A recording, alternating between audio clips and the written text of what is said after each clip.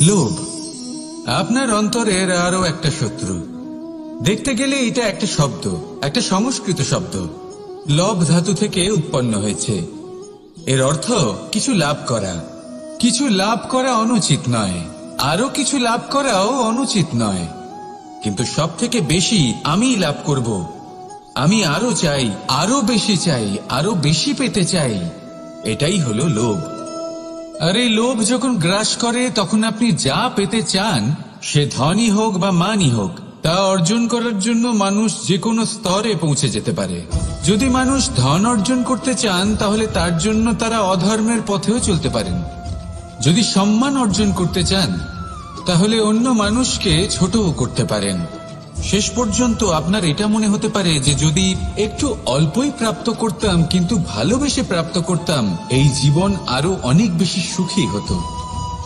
লোভ আপনার জীবনে, আপনার মনে কখন যে প্রবেশ করবে সেটা আপনি জানতেও পারবেন না। তাই এটা চিনতে শিখুন আর তৎক্ষণাৎ জীবন থেকে বাইরে ফেলে দিন। যা কিছু লাভ করতে চান তা ভালোবেসে লাভ করুন, আর সেই ভালোবাসার সাথেই বলুন রাধা রাধা। যোগাসন। যোগাসনে আসন অত্যন্ত গুরুত্বপূর্ণ। এবার আমি বলবো সবথেকে শ্রেষ্ঠ আসন কোনটি। আশ্বাস। নিজেকে আশ্বস্ত করতে থাকুন যে আমি আছি, সব ঠিক হবে, যা হচ্ছে ভালোর জন্য হচ্ছে। এই আশ্বাস আপনাকে জীবনে এমন ধনাত্মক বিশ্বাস দেবে যে আপনি বড় বড় সমস্যার সমাধান করতে পারবেন। এবার যদি কথা বলি সবথেকে কঠিন সময়ের, তাহলে সেটা হলো বিচ্ছেদের। যা মা সীতাকে সহ্য করতে হয়েছে শ্রীরামের জন্য, রাধা কৃষ্ণকেও সহ্য করতে হয়েছে। যে ব্যক্তি বিচ্ছেদের সময় সঠিক পথে চলে এসেছে সে জীবনে অনেক শ্রেষ্ঠ স্থানে অবশ্যই পৌঁছতে পারবে।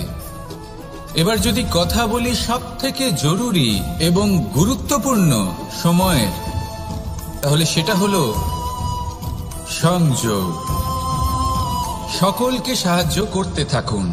আপনি অন্যদের সাহায্য করে তাদের যত আনন্দ দিতে পারবেন ততটাই আনন্দ আপনারও জীবনে অবশ্যই আসবে।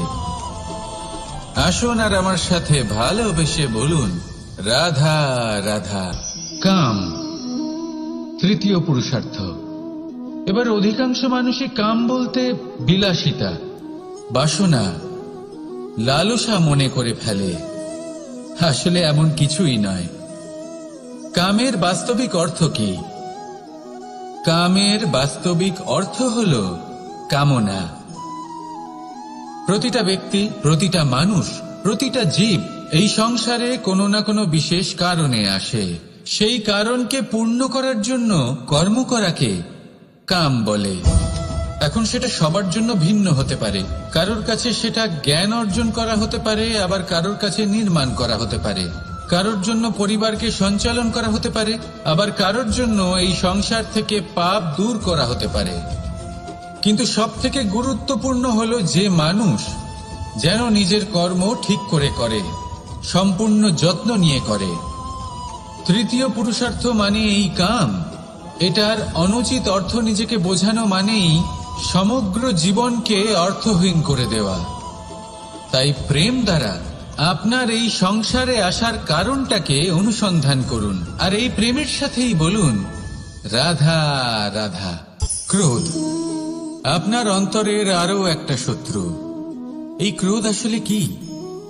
আপনার মনের এক ভাবনা, যা আপনার মনেই উৎপন্ন হয়। এই মন আত্মার সাথে যুক্ত থাকে। এখন একটা ভাবনা যা আত্মার সাথে যুক্ত থাকে তাকে অনুচিত কেন বলা হয় সেটা বোঝার চেষ্টা করুন। ক্রোধ কখনো কখনো জরুরি হয়, বিশেষ রূপে তখন যখন আপনি সঠিক পক্ষে দাঁড়িয়ে রয়েছেন এবং সামনের ব্যক্তি অধর্মের পক্ষে রয়েছেন আর বিনম্রভাবে মানছেন না। যেমন শ্রীরাম ক্রুদ্ধ হয়েছিলেন সাগরের ওপর। ওটা উচিত ছিল, আর তা ততক্ষণই উচিত যতক্ষণ আপনি ক্রোধকে নিয়ন্ত্রণ করছেন।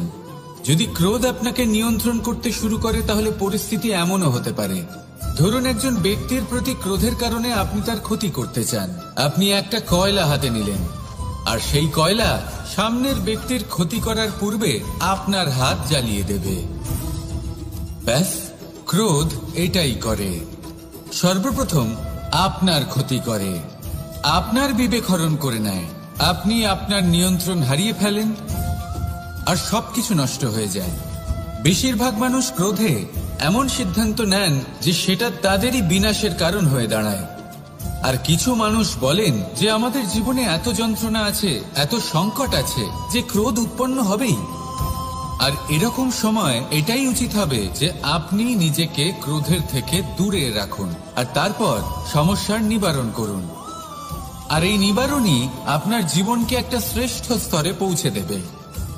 তাহলে ক্রোধ থেকে দূরে থাকুন, সুপ্রসন্ন থাকুন আর আমার সাথে ভালোবেসে বলুন, রাধা রাধা।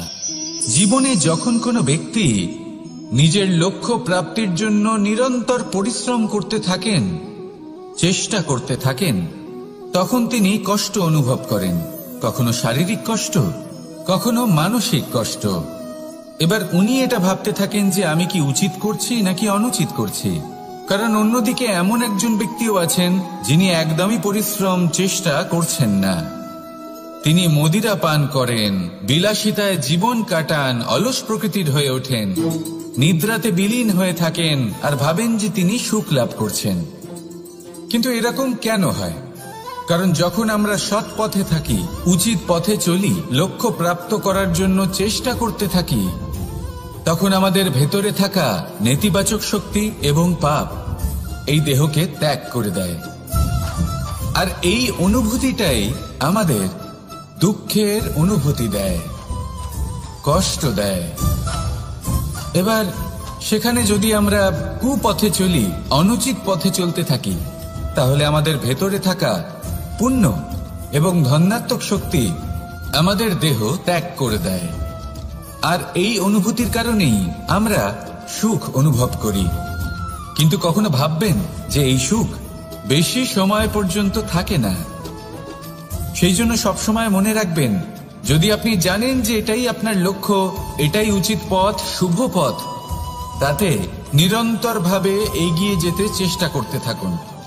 এই কষ্ট আপনাকে সুখের পরাকাষ্ঠায় কখন পৌঁছে দেবে তা আপনি জানতেই পারবেন না।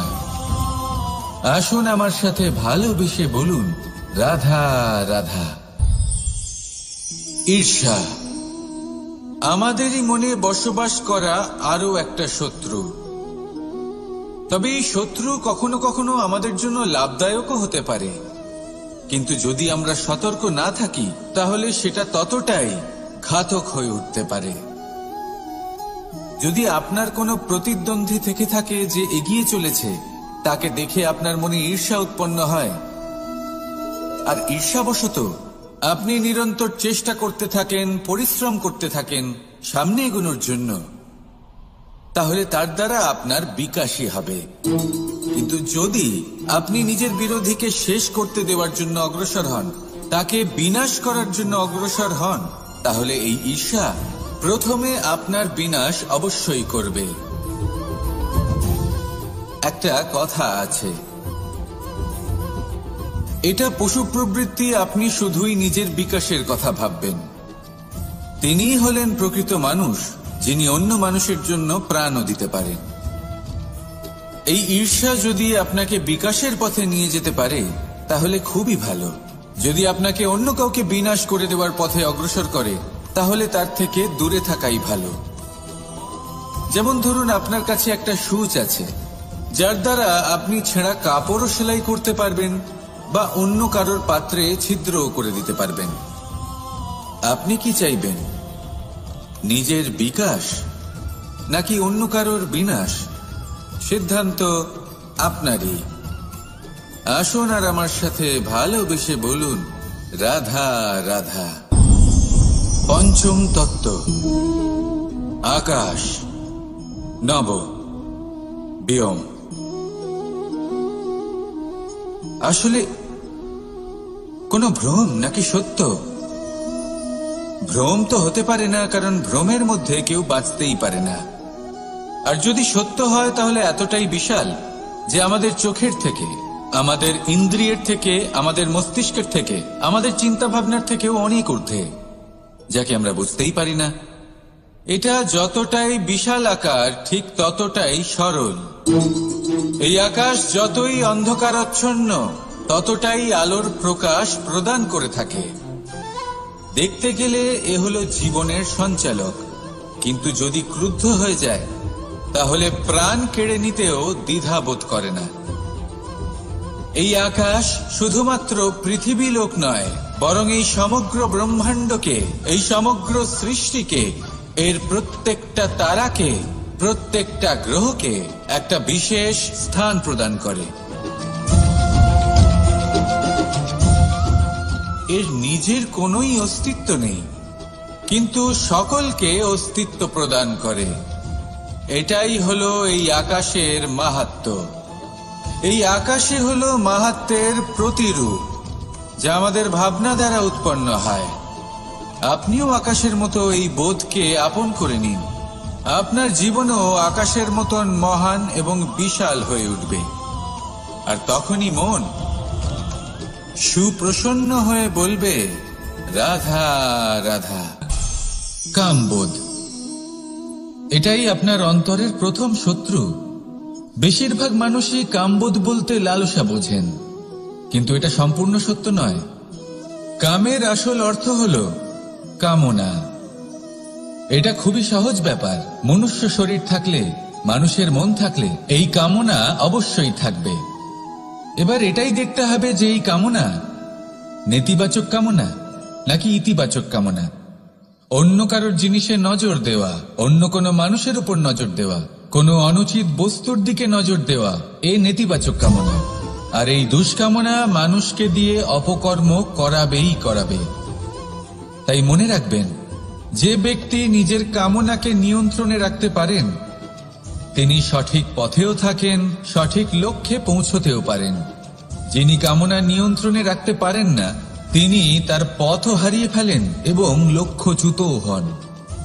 তাই মনে রাখবেন, নিজের কামনাগুলিকে নিয়ন্ত্রণে রাখুন। কাম নামক এই শত্রুর ওপর বিজয় লাভ করুন। আর আমার সাথে ভালোবেসে বলুন, রাধা রাধা। বায়ু পঞ্চতত্ত্বের মধ্যে তৃতীয় তত্ত্ব। কেউ একে সমীর বলে, আবার কেউ একে পবন বলে।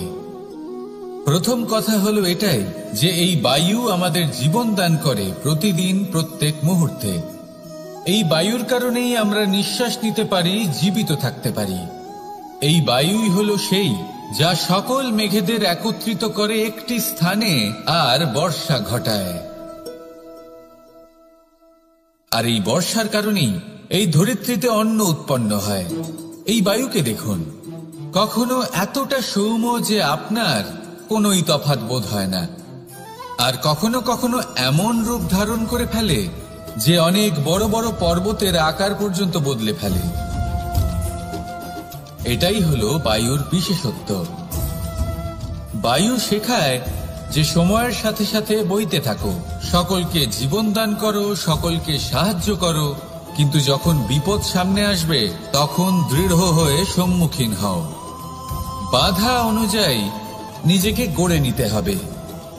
আর কখন কতটা কঠোর হতে হবে আর কখন কতটা সৌম্য হতে হবে, এটা বায়ুকে দেখে শিখুন। আর আমার সাথে ভালোবেসে বলুন, রাধা রাধা।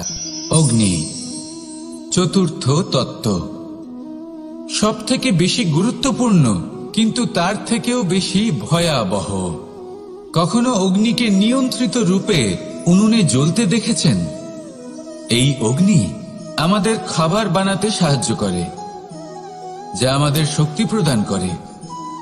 কিন্তু এই অগ্নি যখন বিচলিত হয়ে, অনিয়ন্ত্রিত হয়ে কোন বনের আগুন হয়ে ওঠে তখন মহা বিনাশ ঘটে যায়।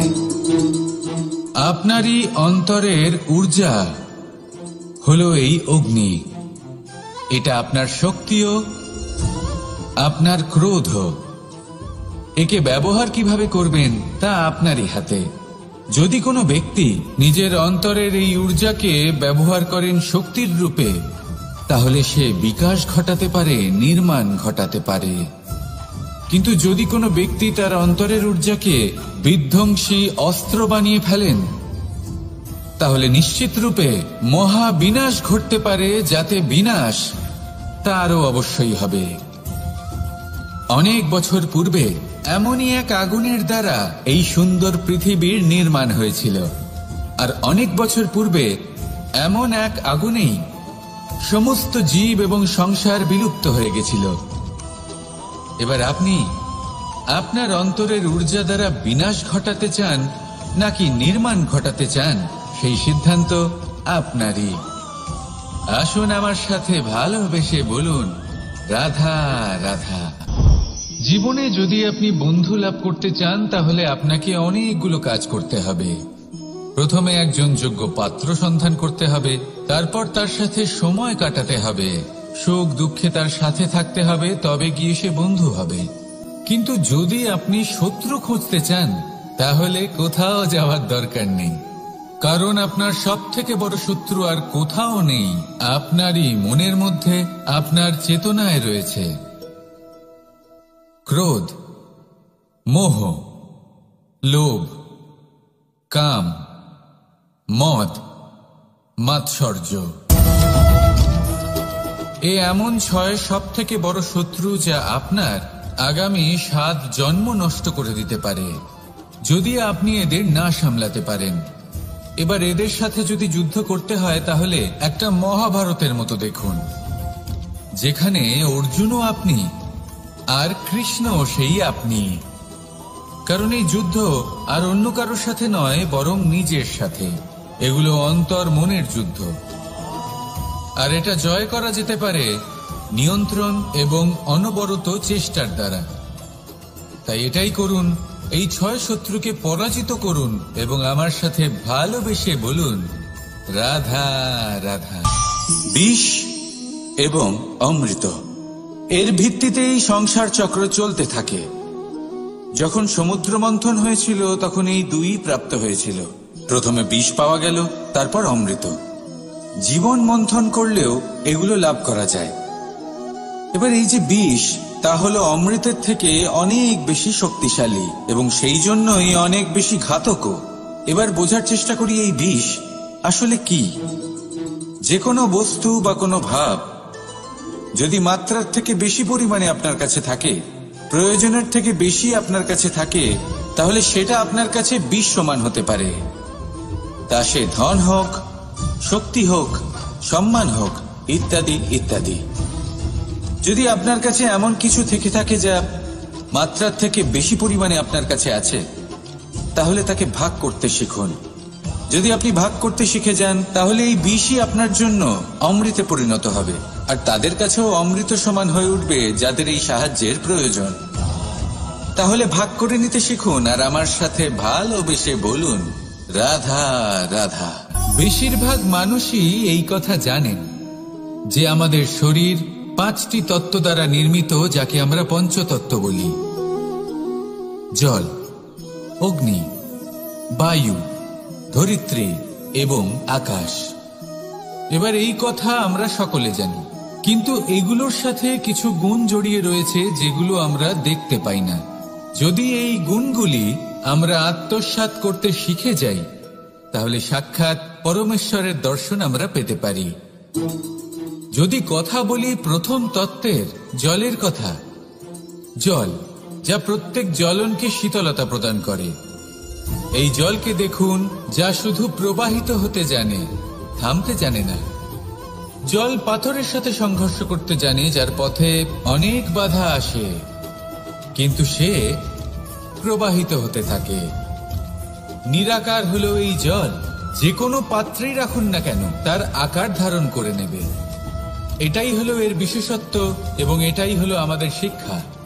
কিভাবে প্রবাহমান থাকতে হবে, কিভাবে আমাদের থামলে চলবে না, তাতে আমাদের পথের মধ্যে যতই যেরকমই সমস্যা আসুক না কেন, আমাদের এই জলের মতোই নিরাকার হয়ে যে কোনো পরিস্থিতিতেই প্রবাহমান থাকতে হবে। এই শিক্ষাই জলের থেকে লাভ করুন, আর আমার সাথে ভালোবেসে বলুন, রাধা রাধা।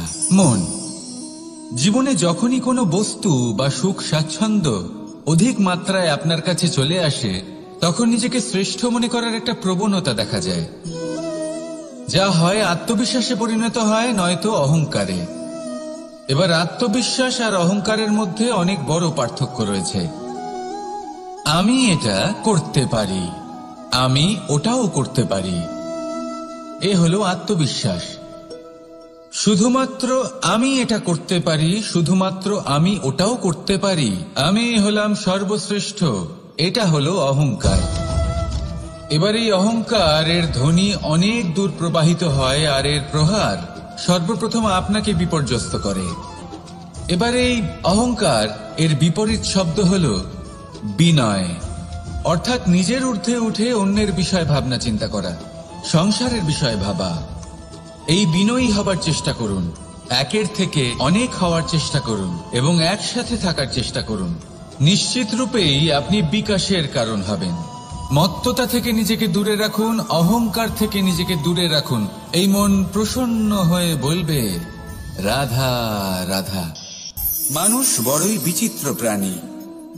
অধিক থেকে অধিকতর ধন লাভ করার চেষ্টায় নিজের শরীরকে নষ্ট করে ফেলেন, নিজের শক্তি হারিয়ে ফেলেন, নিজের সামর্থ্য হারিয়ে ফেলেন। আর যে ধন লাভ করেন সেটা কোথায় যায়? সেই শক্তি, সেই সামর্থ্যকে আবার ফিরে পাওয়ার জন্য। আর কিছু মানুষ জীবন এমন ভাবে যাপন করেন যেন তা কখনোই শেষ হবে না, কিন্তু শেষ তো সবারই হবে।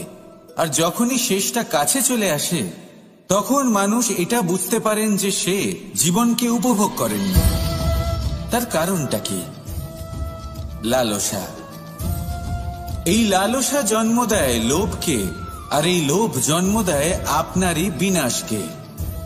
সেই জন্য আজ আপনার কাছে যা কিছু আছে, যেমনটা আছে, তার সাথে জীবন যাপন করুন, পূর্ণরূপে যাপন করুন।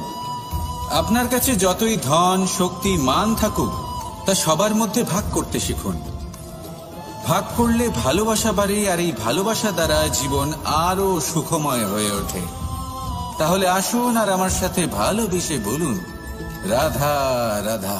পঞ্চতত্ত্বের মধ্যে দ্বিতীয় তত্ত্ব হল ধরণী, ভূমি, যাকে আমরা ধরণী মাতা বলি। এই ধরণী ধৈর্য ধারণ করে, আর এর ওপরেই আমাদের সমগ্র সংসার নির্ভরশীল। কারণ এই ভূমি সহ্য ক্ষমতা রাখে, এর সহ্য ক্ষমতা হল অপরিসীম। সন্তান যতই আঘাত প্রদান করুক না কেন, প্রেম পূর্বক সহ্য করে, আর তার বদলে অমূল্য রত্ন প্রদান করে। সন্তান যদি হাল চালায়, তাহলে তার বদলে তাকে অন্ন প্রদান করে। এটাই হলো ধরণী। এবার এর থেকে আমরা কি শিক্ষা পেতে পারি? এটাই যে কারোর জন্য কিছু করা বা কাউকে কিছু দেওয়া মনে কোনো কামনা ছাড়াই। আর এই কথাটা বুঝে যান, যদি কারোর জন্য কামনা না রেখে বা কোনো পাওয়ার আশা না রেখে কারোর জন্য কিছু করেন বা কারোকে কিছু দেন, যদি এটা আপনি শিখতে পারেন, তবে আপনি ভালোবাসতে শিখে গেছেন। আর সেই জন্যই এই ধরিত্রীকে মাতা বলা হয়। কারণ মাতা শুধু উনি নন যিনি গর্ভে সন্তানকে ধারণ করেন, মাতা তো উনিও যিনি জীবন বাঁচতে শেখান, যিনি জীবন বাঁচার উদাহরণ প্রদান করেন।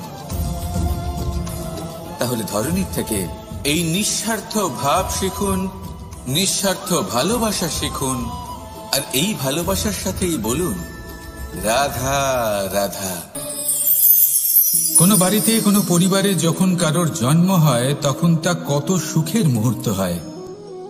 সেই ছোট্ট সন্তান যখন কিছুটা বড় হয়, সে হাঁটার চেষ্টা করে, আর সেই প্রক্রিয়াতেও খুব বড় একটা শিক্ষা লুকিয়ে রয়েছে, ঠেলে দেওয়া। যখন আপনি হাঁটতে চান, সামনে এগোতে চান, তখন আপনি কি করেন? নিজের পায়ের তলার যে মাটি, তাকে আপনি পেছনে ঠেলে দেন। ব্যাস, এই একই জিনিস তো জীবনেও শিখতে হবে। এবার যদি আপনি জ্ঞানের পথে অগ্রসর হতে চান, তাহলে অজ্ঞানতাকে পেছনে সরিয়ে দিতে হবে। যদি আপনি প্রকাশের দিকে এগোতে চান, তাহলে অন্ধকারকে পেছনে সরিয়ে দিতে হবে। যদি আপনি ভবিষ্যতে সফল হতে চান তাহলে অতীতের যে অসফলতাগুলিকে পেছনে সরিয়ে দিতে হবে। যে জল বইতে বইতে থেমে যায় তাকে আমরা নালা বলে থাকি, তার থেকে দুর্গন্ধ বের হয়। কিন্তু যে জল বইতেই থাকে তাকেই আমরা পবিত্র জল বলি। তাহলে আপনিও কর্ম করতে থাকুন, কখনো থামবেন না। আর আমার সাথে ভালোবেসে বলুন, রাধা রাধা। আলস্য আপনার আরো একটা অত্যন্ত বড় শত্রু, যা আপনার মনের মধ্যে বসবাস করে আর ধীরে ধীরে আপনার কার্য শরীরের একটা অংশ হয়ে ওঠে। সব কাজে দেরি করিয়ে দেয়, সবকিছু নষ্ট করে দিতে পারে এই আলস্য। এই কাজ আজকে হলো না, কোনো ব্যাপার নয়, কালকে করে নেব। প্রকৃতি আমাদের এটা শেখায় না। ভেবে দেখুন, যদি সূর্য এটা ভাবে যে কাল উদিত হব না, কিছুদিন পরে উদয় হব, তাহলে কি হবে? সমগ্র পৃথিবীর বিনাশ হয়ে যাবে, ঠিক কিনা? দেখুন, এই আলস্য নিয়ে খুব সুন্দর একটা কথা আছে, আলস্যস্য কুত বিদ্যা। অর্থাৎ যিনি অলস হয়ে বসে থাকেন তিনি বিদ্যা লাভ করেন না, জ্ঞান লাভ করেন না। আর জ্ঞান না থাকলে তিনি ধন অর্জন করতে পারেন না। তার জীবনে সুখ স্বাচ্ছন্দ্যের অভাব থাকে, বন্ধুর অভাব থাকে। যেখানে সুখ স্বাচ্ছন্দ্য নেই, মিত্র নেই, আপনজন নেই, জ্ঞান নেই, সেখানে আনন্দ কিভাবে বাস করতে পারে? সেই জন্য কথায় আছে, যিনি কর্ম করেন তিনি এই সংসারে যে কোনো সুখ স্বাচ্ছন্দ্য ভোগ করতে পারেন। তাই কর্ম করুন, সময়কে সম্মান করুন, আর এই আলস্যের উপর বিজয় লাভ করুন। আর আমার সাথে ভালোবেসে বলুন, রাধা রাধা।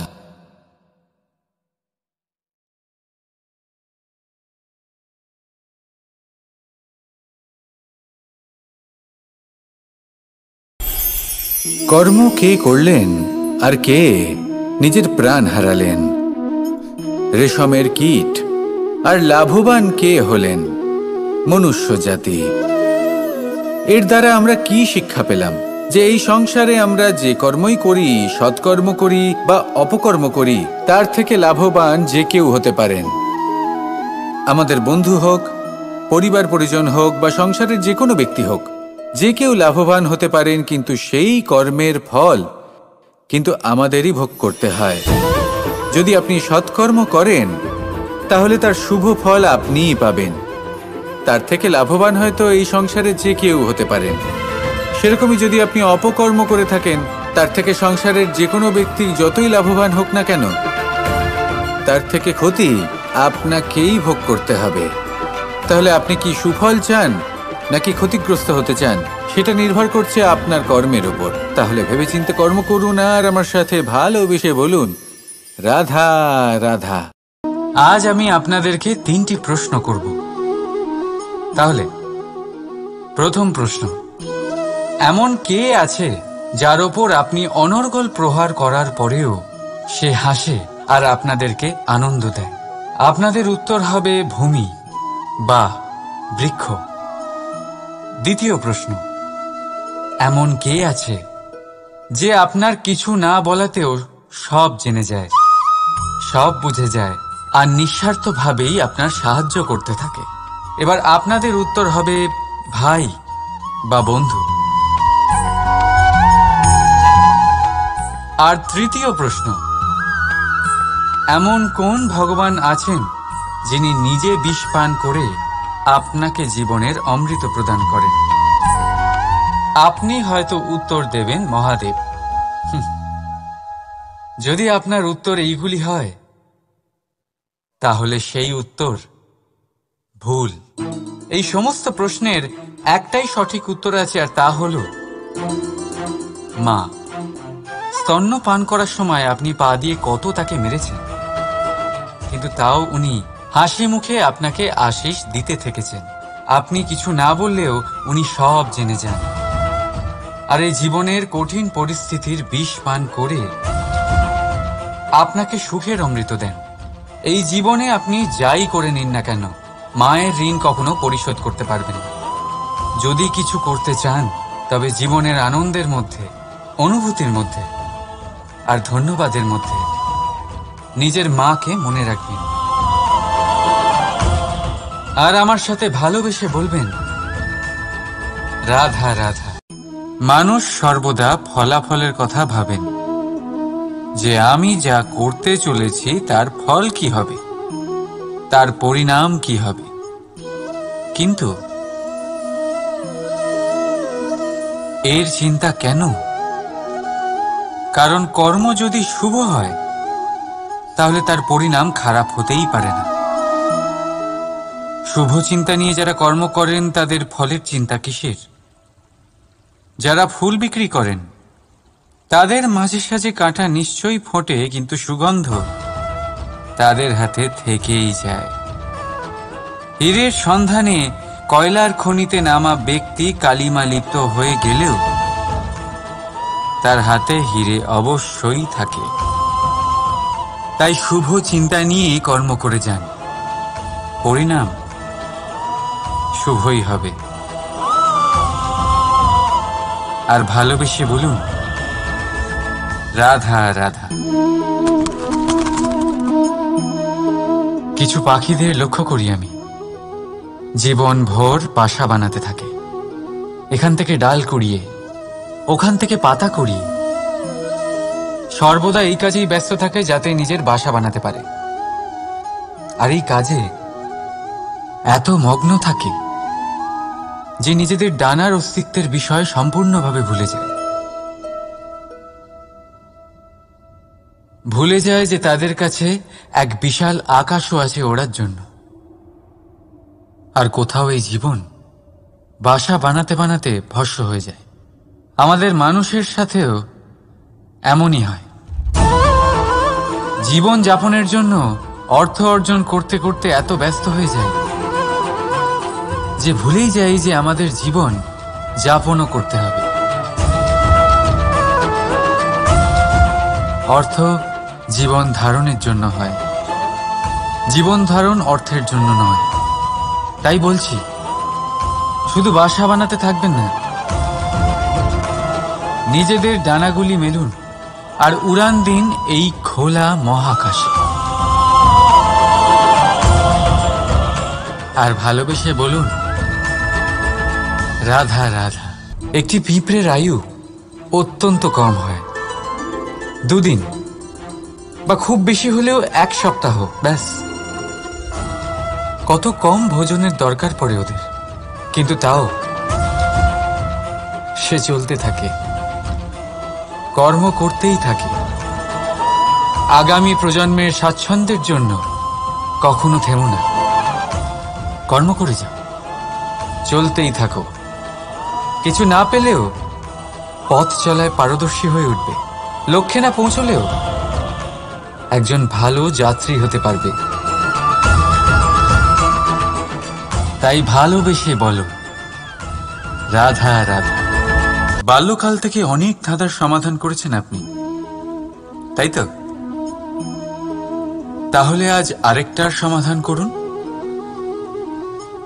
বলুন, আপনার জীবনে এমন কি আছে যেটা আপনার সবচেয়ে বড় বন্ধু আর আপনার সবচেয়ে বড় শত্রু?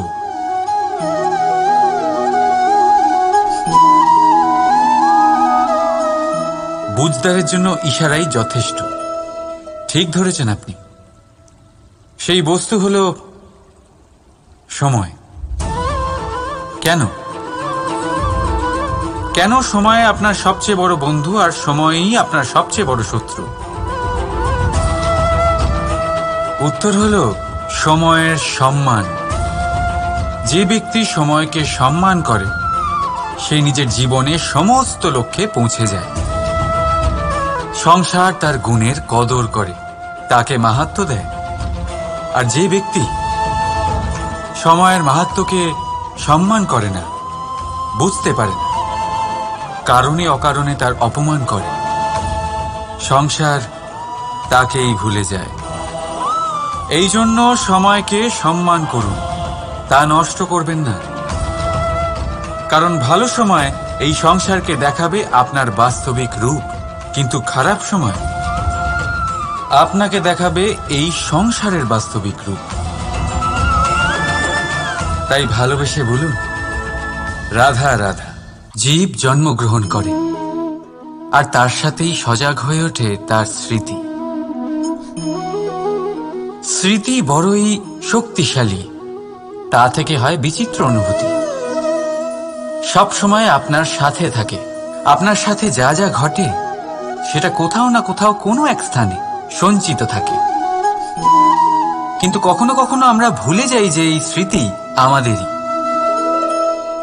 তাই এর মধ্যে আমরা কি রাখবো আর কি মুছে দেব তা আমাদের ওপরই নির্ভরশীল। এই জীবনে আমাদের কি মনে রাখা উচিত? সুখ, আনন্দের মুহূর্ত, সেই মুহূর্ত যেখানে আমরা উপকৃত হয়েছি, সেই মুহূর্ত যখন কেউ বন্ধুত্বের মর্যাদা দিয়েছে, সেই মুহূর্ত যখন আমরা কাউকে আনন্দ দিয়েছি। কিন্তু আমরা কি মনে রাখি? নিজের দুঃখ, কষ্ট, সেই মুহূর্ত যখন কেউ আমাদের সাথে খারাপ করেছে, সেই মুহূর্ত যখন কেউ শত্রুতা করেছে। আর তারপর এই স্মৃতিগুলোই আমাদের তাড়িত করে প্রতিশোধের জন্য। তাই আমাদের কি বলা উচিত আর আমাদের কি মনে রাখা উচিত তা আমাদের উপর নির্ভর করে। এই জীবনে সবকিছু ভুলে যান, কিন্তু এই কথা অবশ্যই মনে রাখবেন, যে কথা ভোলার তা মনে থাকে তাই বিবাদ বাঁধে। তাই ভালোবেসে বলুন, রাধা রাধা। কখনো বটবৃক্ষ দেখেছেন? কি বিশালাকায় হয়। কখনো কখনো ভয় করে যে এই ভারী ডালগুলির ভার এই বৃক্ষ বহন করতে পারবে তো। ভয় করে এই বৃক্ষ ভেঙে না পড়ে যায়। কিন্তু না, সময়ের সাথে সাথে শাখা থেকে নির্গত এই প্রশাখাগুলি মাটির দিকে এগোতে থাকে, আর তারপর নিজেরাই শিকড় হয়ে এই বৃক্ষের ভার বহন করে। ঠিক একই রকম ভাবে যারা পরোপকার করেন, সৎ কর্ম করেন, তাদের নিজের কথা চিন্তা করার কোনো প্রয়োজন নেই, কারণ তাদের কর্ম ঢাল হয়ে তাদের রক্ষা করে। এই জন্য জীবনে অবলম্বন নয়, কর্মের চিন্তা করুন। রাধা রাধা। এই প্রকৃতি সকল জীবের সৃষ্টি করেছে, ক্ষুধার প্রবৃত্তির জন্য সকলকে উদর দিয়েছে, আর ব্যবস্থাও করেছে যাতে সকলে পরিশ্রম করে ক্ষুধা নিবারণ করতে পারে, তাই না? আর সংসারের সকল জীবের মধ্যে মানুষই সেই প্রাণী যারা ধন ও মুদ্রার আবিষ্কার করেছে, ধন অর্জন করতে শিখেছে। তবে আশ্চর্যের বিষয় হলো এই যে সেই মানুষই কখনো নিজের পেট ভরাতে পারে না। কেন?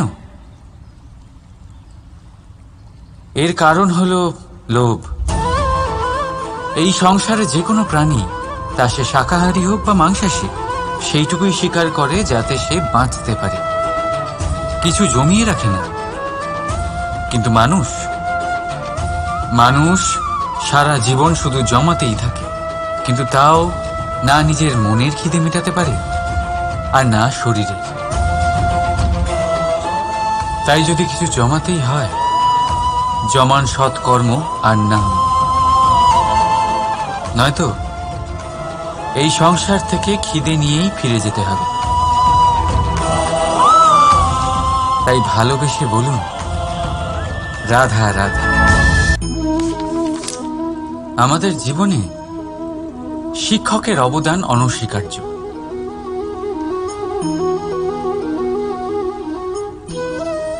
শিক্ষক যিনি আমাদের জীবন ধারণের প্রয়োজনীয় শিক্ষা দেন, জীবন যাপন শেখান, আর মৃত্যুর পরেও কিভাবে সুনাম বজায় থাকবে তা শেখান। কিন্তু যদি কেউ এই প্রশ্ন করে যে আমাদের জীবনে সবচেয়ে বড়, সবচেয়ে গুরুত্বপূর্ণ শিক্ষক কে, তাহলে কেউ বলবেন মা। কারণ এই সংসারে মায়ের থেকে বেশি শিক্ষা আর কে দিতে পারেন? কেউ বলবেন অধ্যাপক, কারণ অধ্যাপকই আমাদের অস্ত্র আর শাস্ত্রের শিক্ষা দেন। আবার কেউ বলবেন বন্ধু, কিন্তু এই তিনজনের মধ্যে একটা মিল আছে।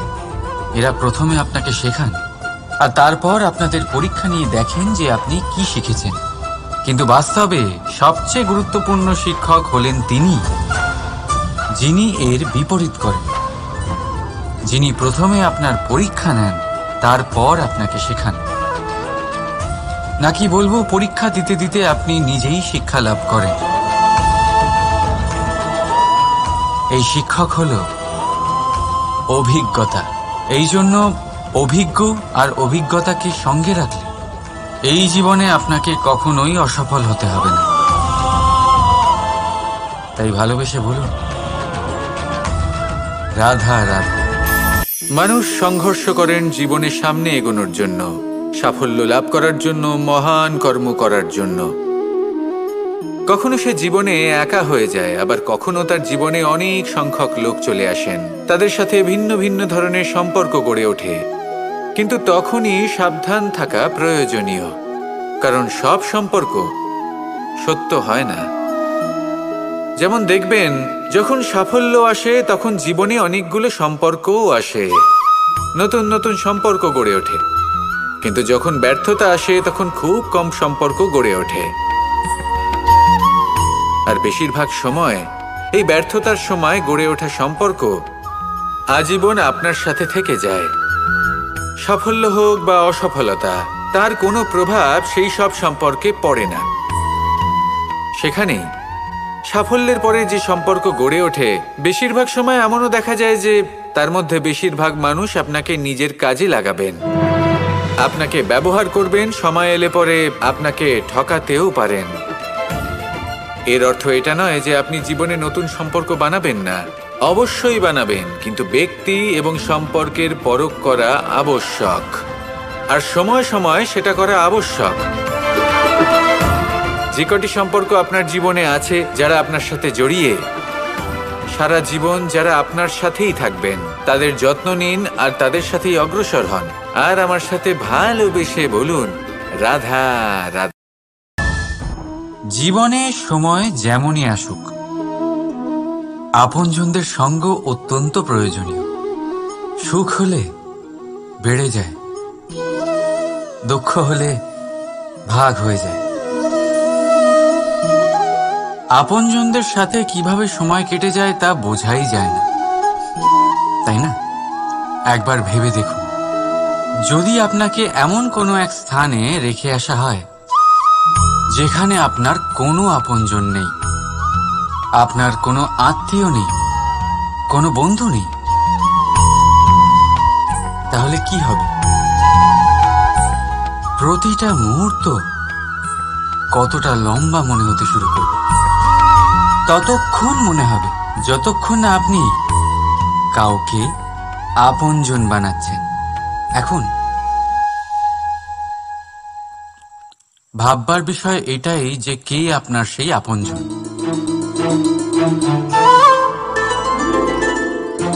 সেই আত্মীয় যার সাথে আপনার রক্তের বন্ধন,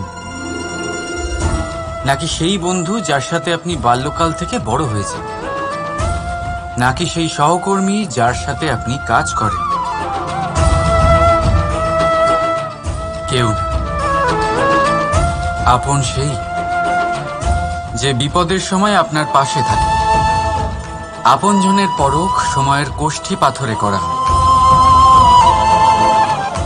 তাই মনে রাখবেন, আপনজনদের সাথে সময়ের খেয়ালই থাকে না, কিন্তু সময়ের সাথে আপনজনদের অবশ্যই চেনা যায়। তাই ভালোবেসে বলুন, রাধা রাধা। মানুষের একটা বিশেষ প্রবৃত্তি হলো, তারা কখনো নিজেকে নিয়ে সন্তুষ্ট হন না, কখনো নিজেকে নিয়ে প্রসন্ন হন না। যা আছে তার থেকে বেশি পেতে চান, যা পেয়ে গেলেন তার থেকে আরো বেশি পেতে চান। নিজেদের জীবনে বদল, পরিবর্তন আনতে চান। আর এই প্রবৃত্তি এই সংসারের সবচেয়ে মহান, কারণ এই প্রবৃত্তির জন্যই সংসারের বিকাশ হয়। কিন্তু এই বদলের জন্য মানুষ তার খোঁজে থাকেন যা তার জীবনে বদল আনতে পারবে, তাকে পথ দেখাতে পারবে, তার জীবনে পরিবর্তন আনতে পারবে। আর তাই মানুষ সংসার জুড়ে তাকেই খোঁজেন যিনি তার পাশেই আছেন।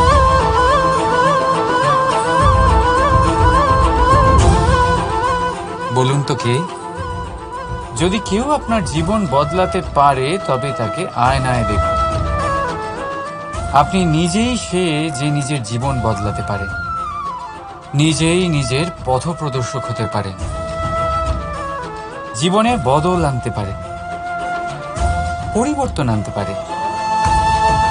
তাই চিনুন নিজের অন্তরের শক্তিকে, আর এটা বিশ্বাস করুন যে এই সংসারে আপনার থেকে বেশি শক্তিশালী আর কেউ নেই। জীবন বদলে যাবে আপনার। আর অন্ধবিশ্বাস নয়, আত্মবিশ্বাসের হাত ধরুন। আপনার সমস্যা আপনা থেকেই দূর হয়ে যাবে। তাই ভালোবেসে বলুন, রাধা রাধা। জীবনে কিছু করে দেখাতে হলে আকাশের সেই সীমা ছুঁতে হবে যে সীমা ছোঁয়ার কথা আপনি কখনো ভাবতেও পারেন না। তাহলে নিজের মধ্যে এই 3টি গুণ সম্মিলিত করুন। প্রথম, নিজের লক্ষ্যে পৌঁছবার ইচ্ছে, একাগ্রতা। এ আপনার দ্বারা এমন কাজ করাতে পারে যা আপনি কখনো করতে পারবেন না। দ্বিতীয়, সাহস, সমস্যার সমাধান করার ক্ষমতা। এটা আপনার দ্বারা তাই করাতে পারে যা আপনি সত্যিই করতে চান। আর তৃতীয় হলো অভিজ্ঞতা। অভিজ্ঞতা আপনাকে বলে দেবে আপনার কি করা উচিত আর কি নয়। তাহলে যিনি ইচ্ছে, সাহস আর অভিজ্ঞতা, এই 3 গুণকে সম্মিলিত করতে পেরেছেন, তাদের জন্য সংসারে এমন কোনো কাজ নেই যা তারা করতে পারেন না। তারা সর্বদা প্রসন্ন হয়ে বলেন, রাধা রাধা। স্বপ্ন আর লক্ষ্য একই মনে হয়। এই দুইয়েরই কথা মানুষ কল্পনা করেন। এই দুই মানুষ অর্জন করতে চান। আর এই দুই পূর্ণ হলে মানুষ নিজেকে অত্যন্ত ভাগ্যবান বলে মনে করেন।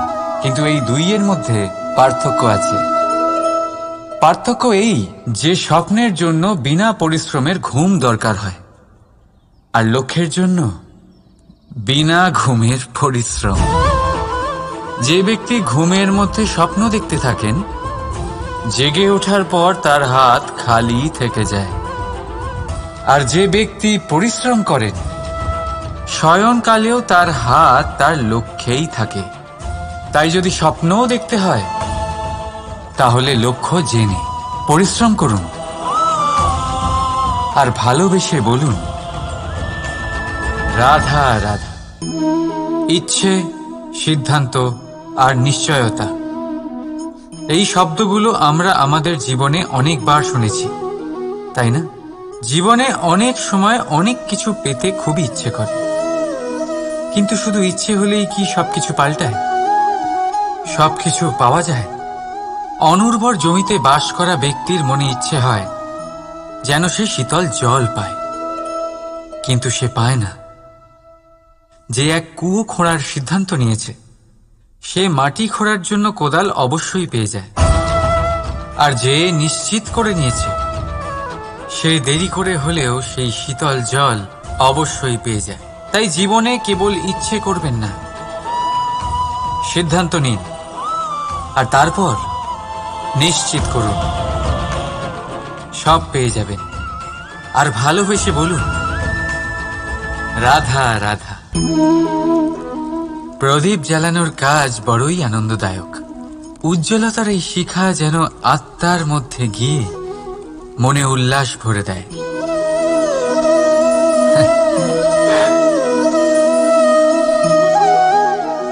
আমি কি করলাম? আমি একে নিভিয়ে দিলাম, অথচ এই দিয়েই আমি অন্য প্রদীপগুলি জ্বালিয়েছিলাম। কারণ যতক্ষণ এই শিখা অন্য প্রদীপগুলিকে জ্বালাচ্ছিল, ততক্ষণ এই নিজেও জ্বলছিল। কিন্তু যেই ও এই কাজ করা ছেড়ে দিল, তখন একেও নিভতে হলো। বুঝলেন? সেরকমই জীবন হলো উজ্জ্বলতা দেওয়ার আরেক নাম। যদি জীবনে শুভ কাজ করেন, অপরের উপকার করেন, অন্যদের সহায়তা করেন, তাহলেই জীবিত থাকবেন। আর যেদিন এই কাজ করা আপনি বন্ধ করে দেবেন, শ্বাস প্রশ্বাস নেওয়া সত্ত্বেও মৃত হয়ে যাবেন। তাই যতক্ষণ শ্বাস চলছে, আশারূপী উজ্জ্বলতা ছড়াতে থাকুন। বিশ্বাস করুন, মৃত্যুর পরেও আপনি অমর থাকবেন। তাই ভালোবেসে বলুন, রাধা রাধা। যবে থেকে জীব প্রাণের অস্তিত্ব পেয়েছে, তবে থেকেই আরো একটি শব্দ জন্ম লাভ করেছে, সংঘর্ষ। জন্মলগ্ন থেকেই মানুষকে বাঁচার জন্য সংঘর্ষ করে যেতে হয়। কখনো নিজের লক্ষ্যে পৌঁছবার জন্য সংঘর্ষ করতে হয়, আর কখনো যা পেয়েছেন তাকে রক্ষার জন্য সংঘর্ষ করতে হয়। কিন্তু প্রত্যেকে একই অভিযোগ করে যে সংঘর্ষ করার সময় ভীষণ কষ্ট হয়। আপনি যোদ্ধা হলে প্রহার আপনাকে সহ্য করতেই হবে। সাঁতার শিখতে হলে জলে আপনাকে প্রবেশ করতেই হবে। পায়ের তলায় তাদেরই কড়া পড়ে যারা রোজ হাঁটেন, আর যারা হাঁটেন তারা নিজেদের লক্ষ্যে অবশ্যই পৌঁছন। তাই মনে রাখবেন, জীবন ততক্ষণই আছে যতক্ষণ কর্ম করবেন। তাই সংঘর্ষ করতে থাকুন, কষ্ট ভুলে যান, আর আমার সাথে ভালোবেসে বলুন, রাধা রাধা। মন, মানুষ, মান, এই তিনেরই প্রারম্ভ ম দিয়ে হয়, তাই না? কিন্তু আজ আমরা কথা বলবো মানের বিষয়ে। মানই সেই ভাব যা আমাদের মনকে সন্তুষ্ট করে। এই কলসিতে ভরা জলের মতন, যে জল এই পাত্রতে থাকার দরুন এর অস্তিত্ব বজায় থাকে। এবার মান থেকে আসে আত্মসম্মান আর অভিমান, আর এই দুইয়ের মধ্যে তফাৎ অনেক। যে জল এই পাত্রের মধ্যে সংরক্ষিত, তা হলো আত্মসম্মান, যা আমাদের মনের সম্বল, অবলম্বন, যা এই পাত্রের মধ্যে শীতল থাকে, আর যিনি পান করেন তাকেও শীতল রাখে। আর যে জল এই পাত্রের বাইরে উতলে পড়ে, তা হলো অভিমান, যা বাইরের উত্তাপে বাষ্প হয়ে উবে যায়। সর্বদা মনে রাখবেন, আত্মসম্মান আপনাকে দৃঢ় করে, আপনাকে শক্তি প্রদান করে, আর অভিমান আপনাকে দুর্বল করে দেয়। তাহলে কি হতে চান আপনি? আত্মসম্মানী নাকি অভিমানী? সিদ্ধান্ত আপনার। রাধা রাধা। পড়ে যেতে কোনো আপত্তি নেই, শুধু পড়লে পড়ো সেই জলের ফোঁটার মতো যা এই সংসারকে জীবন দান করে। আর সেই ওঠার মধ্যেও কোনো কৃতিত্ব নেই, যেখানে অন্য কারোর কাঁধের ওপর পা রেখে উঠতে হয়। নিজের অস্তিত্ব হারাতে কোনো ক্ষতি নেই, যদি তা সেই বীজের মতো হয় যা এক নতুন গাছের অস্তিত্বকে জন্ম দেয়। কিন্তু সেই অস্তিত্বের জন্মে কি লাভ যা অন্য কারোর স্বপ্নকে নস্যাৎ করে তৈরি হয়? ক্রোধে খারাপ কিছুই নেই, যদি তা কোনো দুষ্টকে সঠিক পথে চালনা করে।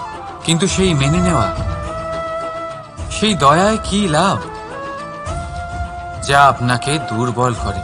অর্থাৎ খারাপ বা ভালো কর্ম হয় না, শুধু সেটা কখন, কোন স্থানে, কিভাবে করা হবে সেই সিদ্ধান্ত খারাপ বা ভালো হয়। সঠিক সময় করলে তা হয় গুণ, নয়তো হয় ঘুণ, যা আপনাকে ভিতরে ভিতরে নষ্ট করে দেবে। রাধা রাধা। সব থেকে ভালো যুদ্ধ সেটাই যা কখনো লড়াই হয়নি, অর্থাৎ বোঝাপড়া, সন্ধি। সব আবশ্যক পরিস্থিতিকেই শুভ করা যায়। নিজের থেকে শক্তিশালীর সাথে যিনি সন্ধি করেন তিনি বিদ্বান। নিজের সমকক্ষের সাথে যিনি সন্ধি করেন তিনি গুণবান। আর নিজের থেকে দুর্বলের সাথে যিনি সন্ধি করেন তিনি দয়াবান। একটা যুদ্ধ আপনার একাধিক শত্রু তৈরি করতে পারে, কিন্তু একটা মীমাংসা আপনাকে একটা বন্ধু দিতে পারে। তাই হাতের মুঠো তখনই শক্ত করুন যখন যুদ্ধ এড়ানো অসম্ভব হয়ে পড়ে, নয়তো হাত বাড়িয়ে হাত মেলান, কারণ মিলনে যে সুখ, যাতনায় তা নেই। রাধা রাধা।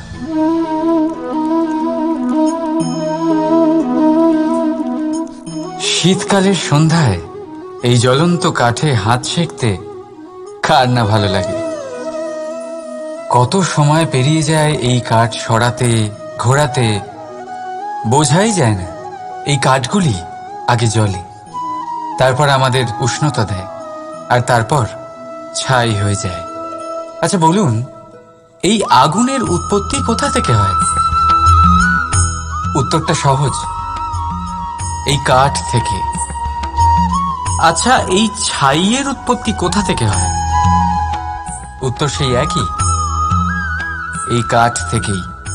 তাহলে আগুন আর ছাই, এই দুইয়ের উৎপত্তি কাঠ থেকেই হয়।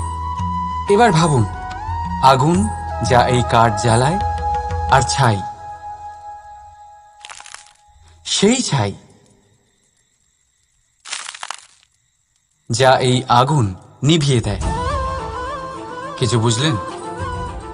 আপনার শক্তি আপনার ভেতরেই উৎপন্ন হয়, আর আপনার অন্তরের ক্ষতিকর সেই ছাই, সেটাও আপনার ভেতরেই উৎপন্ন হয়।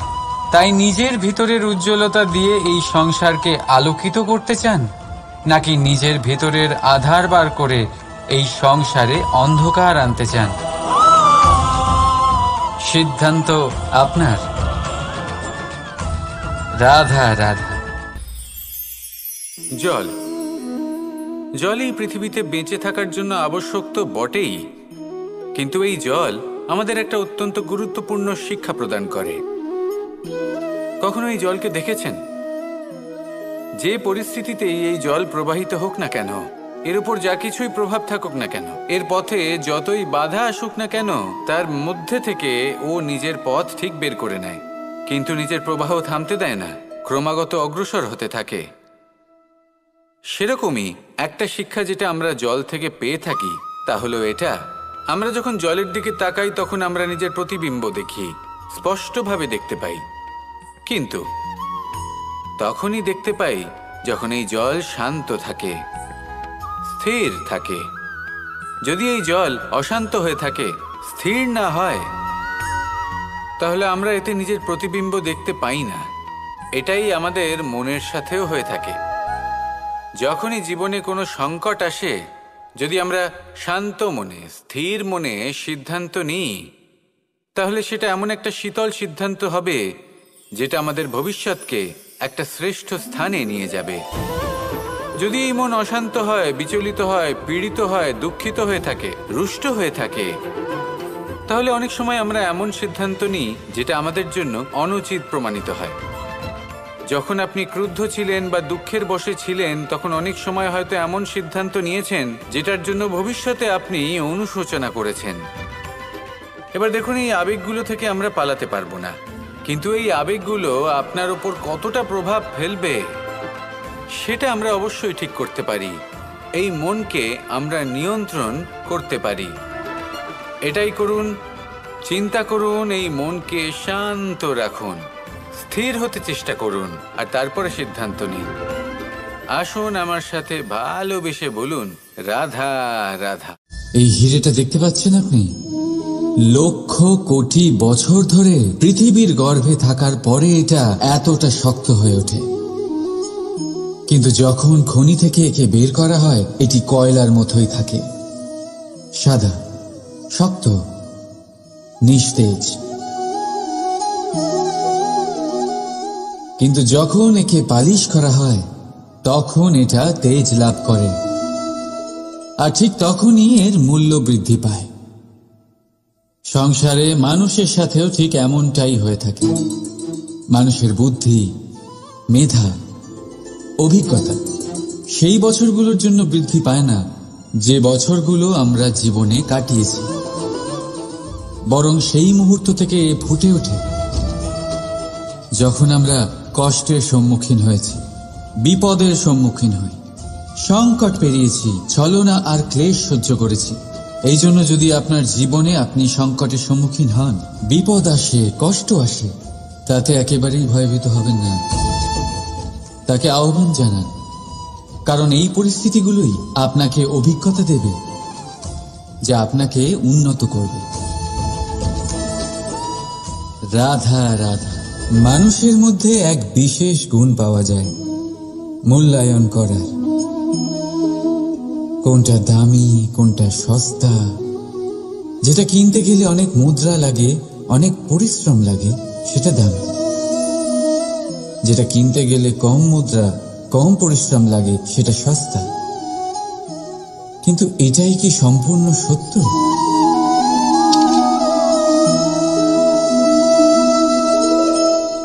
এখন আপনার সামনে একটা পাত্র আছে যাতে জল ভরা আছে, আর একটা সোনার মুদ্রা। বলুন এই দুই বস্তুর মধ্যে বেশি দামি কোনটা? আপনি বলবেন সোজা ব্যাপার, সোনার মুদ্রাই বেশি দামি হবে। এই সোনার মুদ্রা দিয়ে আপনি এরম অনেক জলের পাত্র কিনতে পারবেন। চলুন, ঠিক আছে। এবার ভাবুন, আপনি যদি কোনো মরুভূমির মাঝে আটকে পড়েন, তৃষ্ণায় কাতর আপনি, তখন কোনটা দামি হবে? তখন তো আপনি এই এক ঢোক জলের জন্য নিজের সারা জীবনের উপার্জন, যা আপনি আয় করেছেন, সব দিতে রাজি হয়ে যাবেন। মনে রাখবেন, জীবনে দামি বা সস্তা বস্তু নয়, পরিস্থিতি হয়। আর প্রয়োজনে যা কাজে আসে তার থেকে অমূল্য এই সংসারে আর কিচ্ছু নেই। রাধা অগ্নি জীবনে খুব মহত্বপূর্ণ হয়। এই অগ্নি, এই অগ্নি উজ্জ্বলতা হয়ে আমাদের জীবিত রাখে। কিন্তু ভাবুন, যদি এই উজ্জ্বলতা ক্রোধের অগ্নি হয়ে দিকভ্রষ্ট হয়, তাহলে কি হবে? একটা ছোট পাতা দিয়ে শুরু করে গোটা বনকে ছারখার করে দিতে পারে। ঠিক সেরকমই মানুষের ক্রোধের আগুনও অন্যদের তো ভস্ম করেই, কিন্তু তার পূর্বে স্বয়ং নিজেকেই ভস্ম করে দেয়। তাহলে কি করা যায়? কি করে নিয়ন্ত্রণ করা যায় তাকে? উত্তর হলো, তাতে জল ঢেলে দিয়ে, জলের মতো বইতে দিন একে। ঠিক সেইভাবে যেমন সূর্য নিজের অগ্নিকে তেজ বানিয়ে আপনার কাছে পৌঁছে দেয়। এটাই পার্থক্য সূর্যের অগ্নি আর ক্রোধের অগ্নির মধ্যে। সূর্যের অগ্নি বিচ্ছুরিত হয়ে প্রতিফলিত হয়ে আসে, আর সেই জন্যই তাকে তেজ বলা হয়। অন্যদিকে আমাদের ক্রোধের আগুনের কোনো সীমাই থাকে না।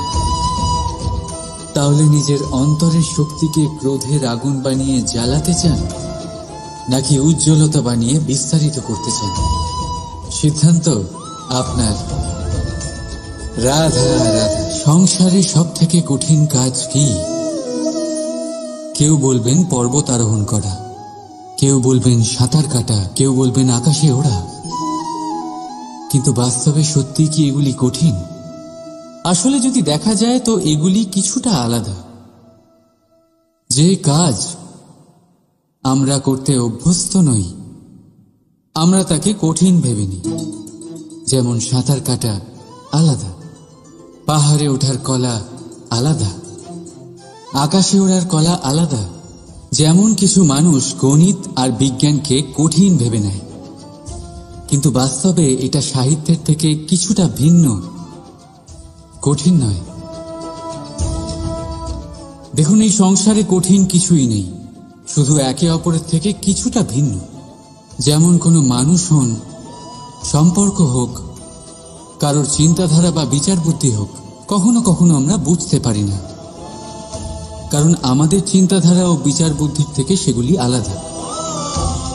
কিন্তু যদি এটা বুঝে নেওয়া যায় যে সেটা কঠিন নয়, একটু ভিন্ন মাত্র, তাহলে অনেক সম্পর্ক বাঁচানো যেতে পারে। রাধা বলুন, শ্রেষ্ঠ কে? রেশমের সুতো যিনি তৈরি করেন, নাকি তিনি যিনি এই সুতো দিয়ে বস্ত্র তৈরি করেন? নিশ্চিতভাবে যিনি বস্ত্র বানান। এবারে বলুন, শ্রেষ্ঠ কে?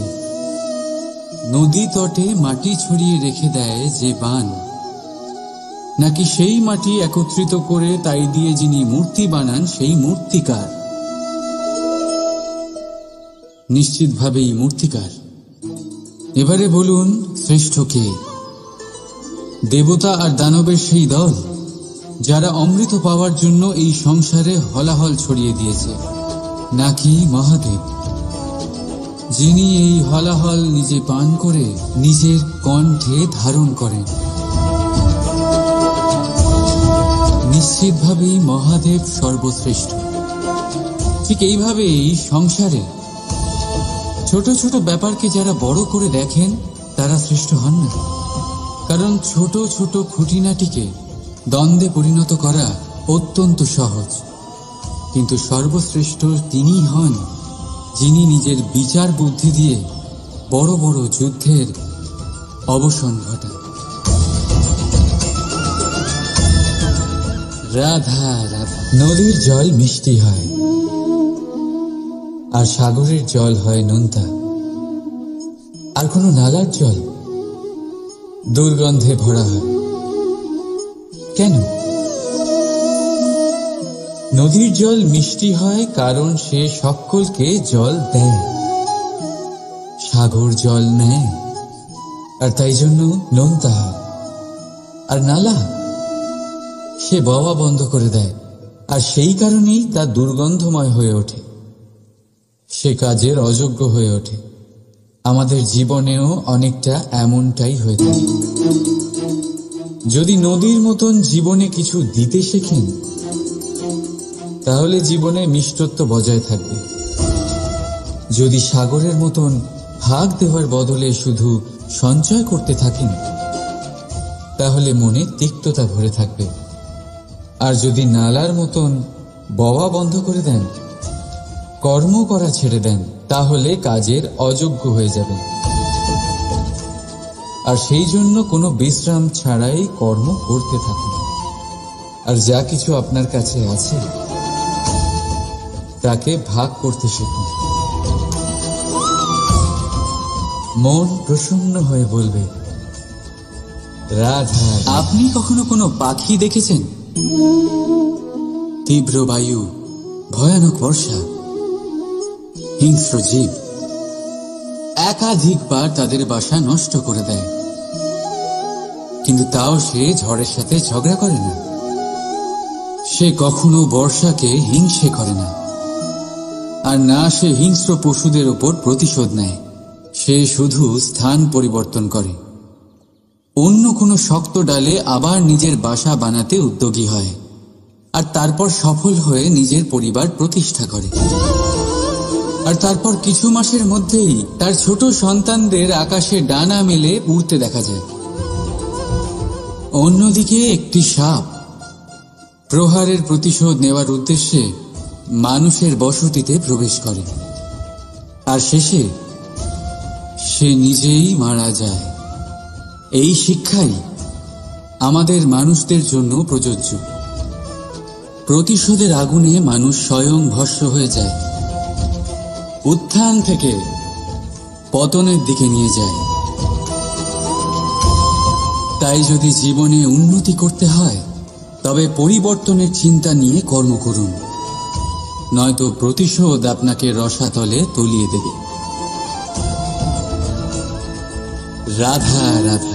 প্রকৃতি প্রত্যেক জীবকে অনুভূতি দিয়েছে যাতে সে নিশ্চল না হয়, কোনো না কোনো কর্ম করতে থাকে। আর সেই অনুভূতি হল খিদে। পশু পক্ষী প্রাণী পরিশ্রম করতে থাকে নিজের খিদে মেটানোর জন্য। কিন্তু অন্য জীবের মতো মানুষের খিদে কি তার পেট অবধি সীমিত থাকে? পেটের খিদে মেটাতে মেটাতে কখন যে এই খিদে মন আর মায়ার তৃষ্ণায় রূপান্তরিত হয় আমরা বুঝতেই পারি না। আর বেশিরভাগ ক্ষেত্রে এই তৃষ্ণা অর্থ সংগ্রহ করা অবধি সীমিত থাকে। নিজের জীবন ধারণ ছেড়ে কার জন্য এই অর্থ সংগ্রহ করছেন আপনি? আগামী প্রজন্মের জন্য। বড়ই বিচিত্র, তাই না? নিজের জীবন ধারণ ছেড়ে অর্থ সংগ্রহ করতে করতে নিজের জীবনের সুখ বিসর্জন দিচ্ছেন, আর আগামী প্রজন্মকে কাজ করার থেকেও আটকাচ্ছেন। পুত্র যখন কুপুত্র তখন কেন অর্থ সঞ্চয়? পুত্র যখন সুপুত্র তখন কেন অর্থ সঞ্চয়? নিজের সন্তানকে সংস্কার দিন, অর্থ নয়। যদি সন্তান সংস্কারী হয় তখন সে নিজের এক সংসার তৈরি করবে। যদি সংস্কারহীন হয় তাহলে আপনার বানানো সংসার এমনি সে ভেঙে দেবে। জীবনে যদি কিছু সঞ্চয় করতে হয় তাহলে জ্ঞান সঞ্চয় করুন, প্রেম সঞ্চয় করুন, আর আমার সাথে ভালোবেসে বলুন রাধা রাধা। এ হলো একটা পাতলা সুতো। ভাবছি যদি এটা দিয়ে আমি পোশাক বানাই তাহলে নিজের জন্য কত সুন্দর একটা পোশাক বানাতে পারবো। কিন্তু যদি এটা আমি... চিন্তা করবেন না,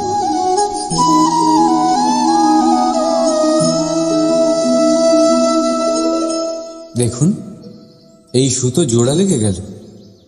শুধু পার্থক্য হচ্ছে এটাই যে আগের মতো এটা আর সরল নেই, আর এটার দৈর্ঘ্য আগের থেকে কিছুটা কমে গেছে। এই সংসারে প্রেমের সাথেও ঠিক এটাই হতে পারে। প্রেমের এই সুতো যা দুই মানুষকে একসাথে বেঁধে রাখে, অহংকার আর স্বার্থের আঘাত সে সহ্য করতে পারে না, ছিঁড়ে যায়। চেষ্টা করলে আবার এই সম্পর্ক হয়তো জোড়া লাগতে পারে, কিন্তু তা আগের মতো কখনোই থাকে না, কারণ মনে গিট পড়ে যায়। সেই জন্য প্রেমকে স্নেহের সাথে সামনে রাখুন, অহংকার আর স্বার্থের থেকে দূরে থাকুন। রাধা রাধা। এই ফলটা দেখছেন আপনি? এটা সেই ফল যেটা গাছের সবচেয়ে উঁচু ডালে পাওয়া যায়, কিন্তু যখন এটা খসে পড়ে তখন এটা আকাশের দিকে যায় না যা ওপরে আছে, সে যায় সেই ভূমির দিকে যে নিচ থেকে তার দিকে তাকিয়ে থাকে। কেন? কারণ এই ফলের নিজের উচ্চতার ধারণা মাটির থেকে নিজের দূরত্ব দেখে হয়। এই ব্যাপারটাই আমাদের মানুষের জন্যও খাটে। যদি আপনি সম্পন্ন হন তাহলে তাদের সাহায্য অবশ্যই করবেন যাদের সামর্থ্য আপনার থেকে কম, যাদের সাহায্যের অত্যন্ত প্রয়োজন। আপনার সামর্থ্য বেশি কারণ তাদের আপনার থেকে সামর্থ্য কম। দেখুন, জীবনে আনন্দ শুধু বড় হওয়ায় নয়, বরং তাদের সাহায্য করেও আছে যারা কোনো কারণবশত আপনার থেকে নিচে রয়ে গেছেন। আর যখন একটা ফল এই কথাটা বুঝতে পারে তখন আপনি নয় কেন? রাধা রাধা। কখনো ভেবেছেন যখন মাতা সন্তানকে জন্ম দেয় তখন কি হয়? 9 মাস গর্ভে ধারণ, প্রসবের তীব্র যন্ত্রণা, যে যন্ত্রণা এতটাই ভয়ানক হয় যে মনে হয় সন্তানের জন্মের সাথে মাতারও এক নতুন জন্ম হচ্ছে,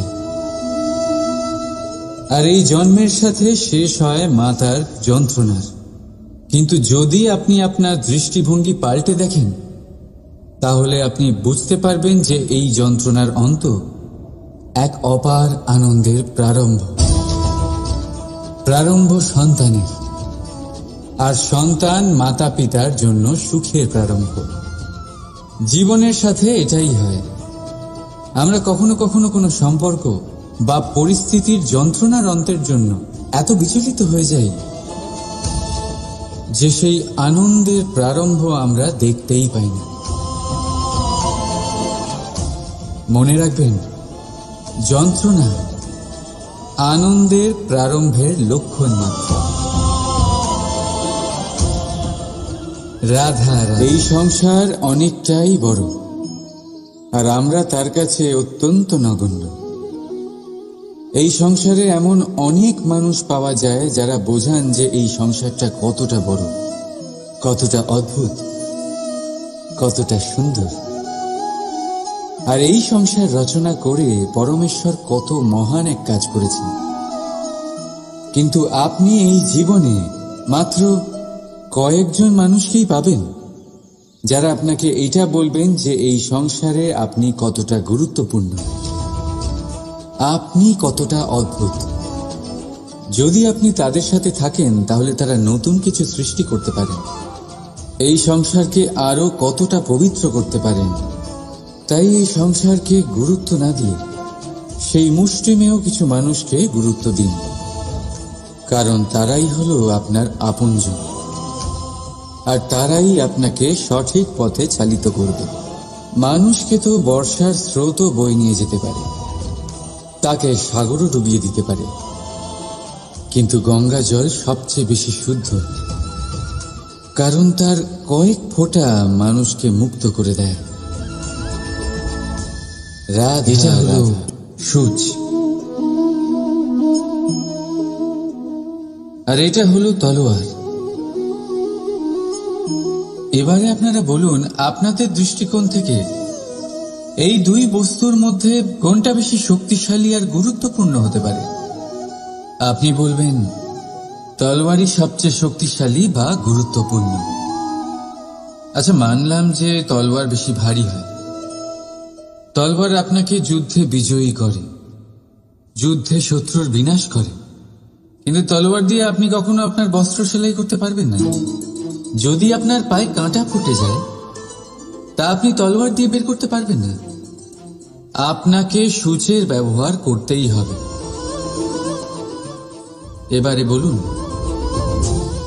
তলোয়ার পেয়ে যাওয়ার পরে এইভাবে সূচকে হারিয়ে ফেলা কি ঠিক হবে?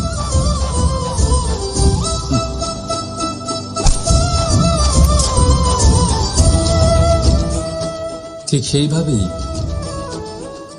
জীবনে সম্পন্ন বন্ধু পাওয়ার পরেও আপনার সেই বন্ধুদের হারাবেন না যারা কম সম্পন্ন, দরিদ্র, কারণ তারা আপনার সাথে তখন ছিলেন যখন আপনি কিছুই ছিলেন না, আর জীবনে দরকার পড়লে তারাই আপনার কাজে আসবে, সম্পন্ন বন্ধু নয়।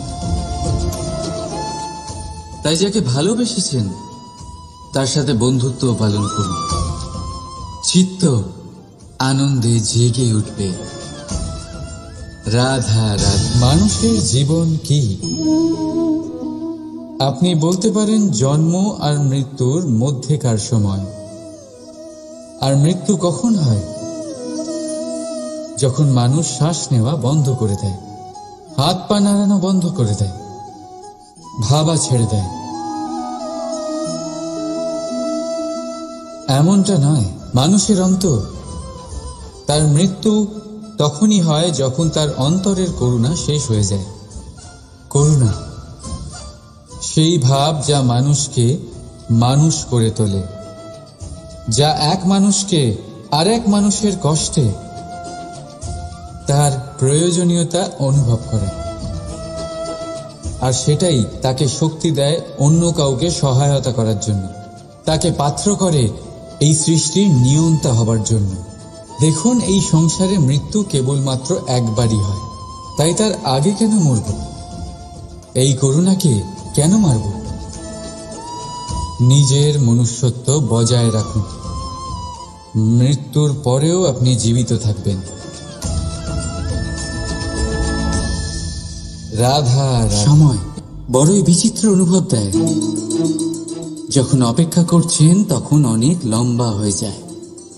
প্রতিটা মুহূর্ত একটা গোটা দিনের মতো মনে হয়।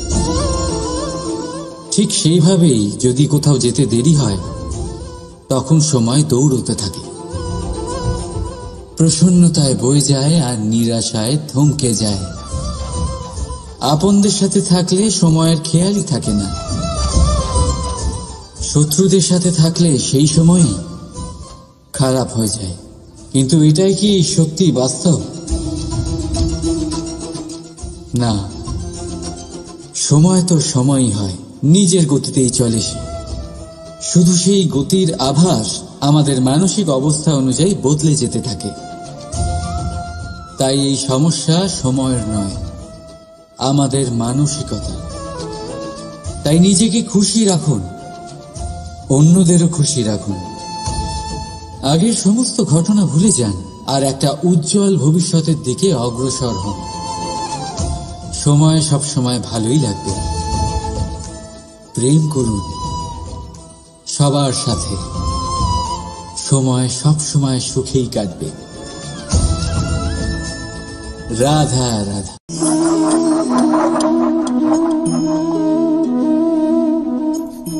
কোনো ব্যক্তিকে নিশ্চয়ই দেখেছেন যিনি নিজে কাঠ কাটার এই কাজে নিপুণ এবং অভিজ্ঞ। এবার আপনারা দেখবেন যে তার মনোযোগ সমস্ত কাঠের ওপর থাকে না, তার মনোযোগ থাকে শুধুমাত্র একটা কাঠের ছোট্ট একটি অংশের ওপর, যেখান থেকে তার টুকরো করা হচ্ছে। কিন্তু সেটা উনি কেন করেন? যদি এটা উনি না করেন তাহলে সেই কাঠ সঠিক পদ্ধতি এবং তাড়াতাড়ি কাটা যাবে না। জীবনেও তাই হয়ে থাকে। আপনি হয়তো কোনো লক্ষ্য স্থির করেছেন বা পথ নির্বাচন করেছেন বা কাজ স্থির করেছেন যেটা আপনি করেই ছাড়বেন। তাহলে নিজের সম্পূর্ণ মনোযোগ শুধুমাত্র তার উপর কেন্দ্রীভূত করুন। যদি আপনার মন এদিক ওদিক তাকাতে থাকে, অস্থির হয়ে পড়ে, বিচলিত হয়ে পড়ে, যদি তা হয়ে থাকে তাহলে আপনি অবশ্যই অসফল হবেন। তাই কর্মঠ থাকুন, নিরন্তর কর্ম করতে থাকুন এবং পূর্ণ মনোযোগ দিয়ে নিজের কাজ করুন। নিজের পথে অগ্রসর হন বা নিজের লক্ষ্য প্রাপ্ত করতে চেষ্টা করুন। তারপর দেখুন কি হয়, কিভাবে উচিত পথে এবং তীব্র গতিতে আপনার লক্ষ্য আপনার কাছেই পৌঁছে যায়। আর আপনার এই মন প্রসন্ন হয়ে বলে, রাধা রাধা। মনুষ্য জীবনের সবথেকে বেশি গুরুত্বপূর্ণ বিষয় হল মনের একাগ্রতা। এই সংসারের যে কটি মহান কার্য সম্পাদন হয়েছে তা হল মনের এই একাগ্রতার একমাত্র ফল। আপনি অবশ্যই দেখে থাকবেন, অনেক ছোট বড় নদী যা বয়ে চলে তাদের সামনে একটা বাঁধ নির্মাণ করা হয় সেই সব নদীর জল সঞ্চয় করতে। বাঁধ হয়ে গেলে প্রয়োজন মতো বা মনের ইচ্ছে মতো তাকে ব্যবহার করা সম্ভব। এবার এটাই আমাদের মনের সাথেও সম্ভব। আমাদের মনের একাগ্রতা আজকের দিনে দাঁড়িয়ে বিভিন্ন ধরনের বিকার, ক্রীড়া এবং ভোগের মধ্যে ভাগ হয়ে গেছে। একে একত্রিত করতে হবে, একটা বাঁধ নির্মাণ করতে হবে, কর্মের বাঁধ। আপনাকে শুধু এটাই করতে হবে, যেটা উচিত কর্ম সেটাই করুন, যেটা অনুচিত কর্ম সেটা করা থেকে নিজেকে বিরত রাখুন। ব্যাস, এই কাজটাই আপনি করতে থাকুন, করতে থাকুন। মনের মধ্যে একাগ্রতার বাঁধ নির্মাণ করুন। আর একবার যদি তা নির্মাণ হয়ে যায় তাহলে যখন চাইবেন, যেখানে চাইবেন, যতটা চাইবেন একাগ্রতা প্রয়োগ করতে পারবেন। আর একবার যদি আপনি এটা শিখে যান তাহলে এই সংসারকে বদলে ফেলার মতো কাজ আপনি করতে পারবেন, সমাজকে শোধরাবার মতো কাজ করতে পারবেন। তাহলে এই মনকে একাগ্র করুন আর আমার সাথে ভালোবেসে বলুন, রাধা রাধা। আমরা সবাই ফল খাই, কিন্তু আমাদের সেই ফলই প্রিয় হয় যে পরিপক্ক হয়ে ওঠে, যেটা নম্র হয়, আর যে ফল অনেক বেশি মিষ্টি আর সুস্বাদু হয়ে থাকে, যাদের রঙে বাহার দেখা যায়। সেইভাবে জীবনে আমরা নানান মানুষের সাথে পরিচিত হই, কিন্তু সেই মানুষই আমাদের মন ছুঁয়ে যায় যারা বিনম্র স্বভাবের, যাদের বাণী খুব মধুর, যাদের অন্তরে আত্মবিশ্বাসের একটা তেজ, একটা রং দেখা যায়। এবার এমন ব্যক্তি আমরা কি করে হব? ঠিক সেইভাবেই যেমন একটা ফল রোদ, বর্ষা, শীত, বায়ু এই সকল সংকটময় পরিস্থিতির সম্মুখীন হয়ে পরিপক্ক হয়ে ওঠে, সেইভাবেই মানুষ সংকটময় পরিস্থিতির সম্মুখীন হয়ে পরিপক্ক হয়ে ওঠেন। যদি এই সংকটের সম্মুখীন হন তাহলে অভিজ্ঞ হবেন, আর এই অভিজ্ঞতাই শিক্ষা দিয়ে যাবে। এই অভিজ্ঞতা আমাদের শিখিয়ে দেয় যে আমাদের বিনম্র থাকতে হবে। অহংকার করে কোনো লাভ নেই। মধুর বাণীর যে কি মূল্য তা আমরা শিখতে পারি। এই অভিজ্ঞতাই আমাদের বুঝিয়ে দেয় যে উচিত অনুচিত কোনটা আমাদের দৃষ্টিভঙ্গি তৈরি করে, আর এই দৃষ্টিভঙ্গি দ্বারা আত্মবিশ্বাস জাগ্রত হয়। সেই জন্য জীবনে কখনো বিপদ থেকে দূরে পালাবেন না, সেগুলোর সম্মুখীন হন, অভিজ্ঞতা লাভ করুন, তার থেকে শিক্ষা লাভ করুন, এইভাবেই পরিপক্ক হবেন।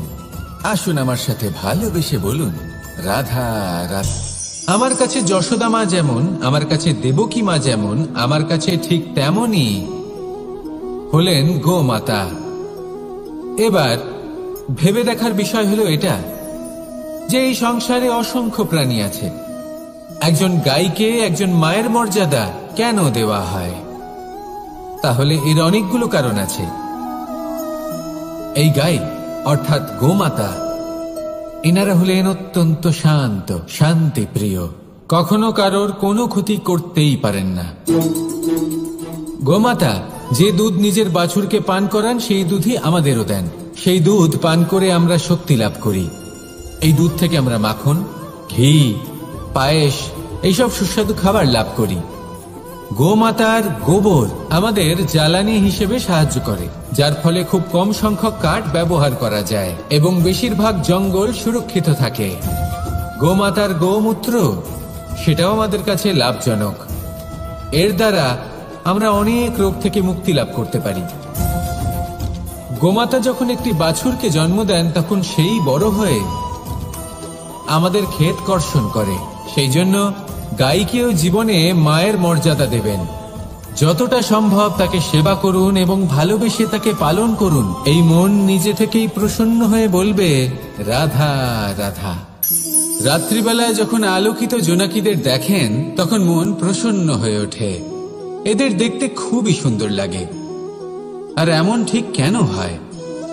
প্রথম হলো এটাই যে রাতের বেলায় চতুর্দিক অন্ধকারাচ্ছন্ন থাকে। এমত অবস্থায় যদি আমরা কোথাও একটু প্রকাশ দেখি তাহলে সেটাই আশার কিরণের ন্যায় মনে হয়। সেই প্রকাশই আমাদের মন প্রসন্ন করে তোলে। আর সেই জন্য যে সকল মানুষ রাতের বেলায় কোনো জোনাকি দেখতে পান তারা প্রসন্ন হয়ে যান। এবার কখনো কখনো জীবনে আমাদের মনে হয় যে চতুর্দিকে শুধুমাত্র অন্ধকারই হয়ে আছে। প্রত্যেকেরই তা কখনো মনে হয়। আর তখনই আমাদের নিরাশ হলে চলবে না, আমাদের দুঃখী হলে চলবে না। সেই সময় আমাদের খুঁজতে হবে নিজেদের আশেপাশে চতুর্দিকে আর কোথাও না কোথাও আমরা প্রকাশ অবশ্যই দেখতে পাব, আশার একটা কিরণ অবশ্যই দেখতে পাব। কেউ এমন একটা কর্ম করেন যেটা দেখে আমরা প্রেরিত হয়ে যাই। আর এমন কোনো কর্ম যদি আপনারা করেন তাহলে সেই কর্ম আপনার মনকে প্রসন্ন ভাব, আনন্দ এবং ভালোবাসা দ্বারা ভরিয়ে তুলবে। আপনার অন্তরে সেই অন্ধকারের অন্ত করবে, দুঃখেরও অন্ত করবে। আর এই মন প্রসন্ন ভাব নিয়ে বলবে রাধা রাধা।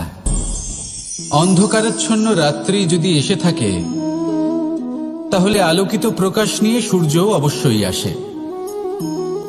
রোগ যদি এসে থাকে তাহলে তার ওষুধও অবশ্যই আসে। সমস্যা যদি আসে তাহলে সেই সমস্যার সমাধানও নিজে থেকেই আমাদের কাছে চলেই আসে। এই সংসার, এই জীবনের শুধুমাত্র একটাই নিয়ম আছে, আর তা হলো এটাই, এই সংসার হলো একটা চক্রের মতো। এতে শাশ্বত বলে কিছু নেই, নিত্য বলে কিছু নেই। আর যা কিছুই রয়েছে সব বদলাতে চলেছে। যদি আপনার জীবনে দুঃখ থাকে, সমস্যা থাকে, যদি আপনি বিপদ দ্বারা আচ্ছন্ন, তাহলে মনে রাখবেন সবকিছু বদলে যেতে চলেছে। দুঃখের সময় কাঁদবেন না, মনকে আরো দুঃখী করে তুলবেন না, কারণ এখানে যা কিছুই এসেছে তা যাওয়ার জন্যই এসেছে। তাহলে এত চিন্তা কিসের? আনন্দ সহকারে জীবন যাপন করুন আর আমার সাথে ভালোবেসে বলুন রাধা রাধা। কনক, কি সুন্দর একটা শব্দ। এর অনেকগুলো রূপ রয়েছে, অনেকগুলো অর্থও রয়েছে। প্রথম অর্থ হলো স্বর্ণ, অর্থাৎ সম্পত্তি। দ্বিতীয় অর্থ ধুতুরা, অর্থাৎ গাছের ছোট একটা বীজ, যা কিনা অত্যন্ত শক্তিশালী হয়। যদি বেশি মাত্রায় এর প্রয়োগ করা হয় তাহলে এটা বিষময় হয়ে উঠতে পারে। এই হলো সেই ধুতুরা যার প্রয়োগ মহাদেবের পুজোতে করা হয়। এবার প্রশ্ন হলো এটাই যে এই স্বর্ণ এবং এই ধুতুরার মধ্যে মিল কি রয়েছে? মিল হলো এটাই যে এই দুটোই মানুষকে মত্ত করে তোলে। ধুতুরা মানুষকে তখন মত্ত করে যখন তাকে সেবন করা হয়, কিন্তু স্বর্ণ, ধন, সম্পত্তি, মানুষ এটা যতটাই অর্জন করে নেয় সেটাই যথেষ্ট। এই স্বর্ণ মানুষের ভাবনা চিন্তা করার ক্ষমতাকে বশ করে ফেলে। মানুষ সম্পত্তির লোভে মত্ত হয়ে ওঠে, কারণ যে যত চমৎকারী, যতটা অমূল্য হয় তাকে সামলানো কিন্তু ততটাই কঠিন, তাই না? তাই মনে রাখবেন, ধন, স্বর্ণ, সম্পত্তি এগুলো ধুতুরার থেকেও অনেক বেশি বিষাক্ত হতে পারে। তাই এর ওপর আত্মসংযমের একটা কবচ পরিয়ে রাখবেন এবং বিবেকের শক্তির সাথে এগুলো প্রয়োগ করুন, তবেই কল্যাণ হবে। আসুন আমার সাথে ভালোবেসে বলুন, রাধা রাধা। এই সংসারে সাফল্য লাভ করার জন্য জ্ঞানের প্রয়োজন হয়, পরিশ্রমের প্রয়োজন হয়, দৃঢ় নিষ্ঠার প্রয়োজন হয়, নিরন্তর চেষ্টা করা প্রয়োজনীয়। কিন্তু আরো কিছু আছে যা অত্যন্ত প্রয়োজনীয় এবং গুরুত্বপূর্ণ। তা হলো ভালো বন্ধু। তাদের থাকা অত্যন্ত প্রয়োজনীয়। যদি ভালো বন্ধু থাকে তাহলে সময় এলে তারা ঢাল হয়ে আপনাকে সুরক্ষা করবেন। সময় এলে অস্ত্রের মতো শত্রুকে সংহারও করবেন। যদি তিনি জ্ঞানী হন, তাদের মধ্যে সদ্গুণ থাকে, তাহলে এই সব গুণ আপনার মধ্যেও প্রবেশ করবে। তাহলে সাফল্যের জন্য ভালো বন্ধু পাওয়া অত্যন্ত প্রয়োজনীয়। কিন্তু শুধু বন্ধু কেন, ভালো শত্রুও থাকা প্রয়োজনীয়। এবার আপনি ভাববেন, আমি কি বললাম? যদি আপনার জীবনেও ভালো অর্থাৎ শক্তিশালী শত্রু থাকে তাহলে আপনিও শক্তিশালী হতে থাকবেন। এই শত্রু আপনাকে প্রেরিত করবে আরো বেশি শক্তিশালী হয়ে ওঠার। কখনো কোনো হরিণকে দেখুন, তীব্র গতিতে দৌড়তে থাকে। কেন তীব্র গতিতে দৌড়য়? এই কারণে নয় যে কোথাও তার জন্য মধুর ঘাস অপেক্ষা করে রয়েছে, না। সে এই কারণে তীব্র গতিতে দৌড়য় কারণ সেটা না করলে তার পেছনে একটি সিংহ আছে যে ওকে নিজের ভোজন করে ফেলবে। তাই জীবনে বিপদ, সংকট এই সবকিছুও হলো অত্যন্ত গুরুত্বপূর্ণ। তার সম্মুখীন হতে শিখুন আর আমার সাথে ভালোবেসে বলুন, রাধা রাধা। দিশা আমাদের পথ প্রদর্শন করে, আর আমরা এই দিশার মধ্যেও পবিত্র অপবিত্র, শুভ অশুভ জিনিস খুঁজে পাই। কিন্তু প্রশ্ন হলো এটাই যে সত্যি কি এই দিশা পবিত্র বা অপবিত্র হয়, শুভ বা অশুভ হয়? সত্যি কথা বলতে দিশা শুধুই একটা দিক মাত্র, কিন্তু সেই দিকে যে ব্যক্তি থাকেন তার কর্ম হয় শুভ হয় নয় অশুভ হয়। যেমন ধরুন সূর্য, সূর্য যাকে ছাড়া আমাদের জীবন চলতে পারে না, উনি উদিত হন পূর্ব দিক থেকে, এবং এই কারণে সূর্য মহান নন বা পবিত্র নন যে উনি পূর্ব দিক থেকে উদিত হন। উনি এই কারণে মহান কারণ উনি আমাদের সকলকে প্রকাশ প্রদান করেন, এবং পূর্ব দিক এই কারণে মহান কারণ সেদিক থেকে সূর্যোদয় হয়। এবার সূর্যাস্ত হয়ে থাকে পশ্চিম দিক থেকে, আর তাই বেশিরভাগ মানুষ পশ্চিমকে অশুভ মনে করেন, অপবিত্র মনে করেন। সেখানেই যদি আমি উত্তর এবং দক্ষিণের কথা বলি তাহলেও সেই একই ব্যাপার। উত্তর দিকে যদি আমরা কখনো যাত্রা করতে চাই তাহলে আমরা নিঃসংকোচে কোনো ভাবনা চিন্তা ছাড়াই যাত্রা করতে পারি। সেখানেই দক্ষিণ দিকে যদি আমরা যাত্রা করতে চাই তাহলে আমরা শুভ মুহূর্ত খুঁজি। কারণটা কি? কারণ উত্তর দিকে হিমালয় পর্বত আছে, যেখানে আমরা জড়িবুটি খুঁজে পাই, যেখান থেকে পবিত্র নদী প্রবাহিত হয়। সেখানেই দক্ষিণ দিকে আছে বিশাল নোনা জলের সাগর। এমন একটা স্থানও আছে যেখানে লঙ্কাপতি রাবণ থাকতেন। আর হয়তো এই সকল কর্মের কারণেই আমাদের দৃষ্টিভঙ্গি এমন হয়ে গেছে। তাই আপনার কর্ম সবসময় যথাসম্ভব শ্রেষ্ঠ রাখুন, কারণ আপনার কর্ম শুধু আপনার জন্যই নয়, আপনি যেখানে আছেন, আপনার কুল, আপনার স্থান, আপনার দিশা, এই সব কিছুর ওপর তার প্রভাব পড়বে। তাই সবসময় শুভ কর্ম করুন এবং আমার সাথে ভালোবেসে বলুন, রাধা রাধা। আমরা যখনই কোনো যাত্রায় যাব বলে মনে করি, তখনই আমরা প্রস্তুত থাকি আসন্ন বিপদের জন্য বা সংকটের জন্য।